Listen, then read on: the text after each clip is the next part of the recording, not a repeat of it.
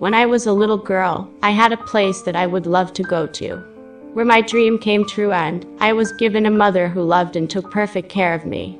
She took the role that my alcoholic and abusive mother once held, only she was perfect in every way. I even managed to get an older brother figure. All of this thanks to the mysterious and eccentric store owner, King Creole. I'm sure you've all connected the dots by now.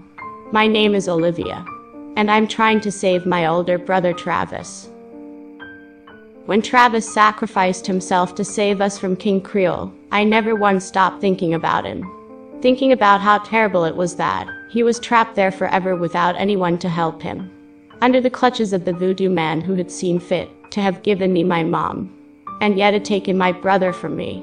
I never once stopped looking for a way to save Travis, which led to getting in trouble with my mother, the police, and the schools I went to. I got in trouble a lot.